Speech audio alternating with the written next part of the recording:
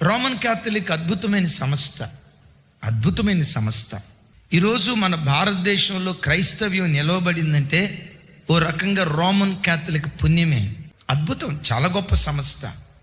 ఈ మధ్య పోపు గారు ఏమన్నారో తెలుసా? కొత్తగా వచ్చిన పోపు గారు, రోమన్ క్యాథలిక్ సంస్థలో ఉన్న క్రైస్తవులారా, కొన్ని చోట్ల, అన్ని చోట్ల కాదు, కొన్ని చోట్ల మరియ తల్లిని ఆరాధిస్తున్నారు.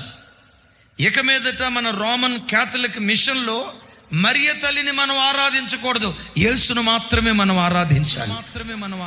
అఫ్ కోర్స్ మరియ తల్లిని ఆరాధించని రోమన్ క్యాథలిక్ సంస్థలు ఉన్నాయి. ఆయన చెప్పారు, మరియ తల్లిని పూజించటం, మరియ తల్లిని ఆరాధించటం, మరియ తల్లికి ప్రార్థన చేయటం రోమన్ క్యాథలిక్లో ఆపేయాలి. ఎందుకు?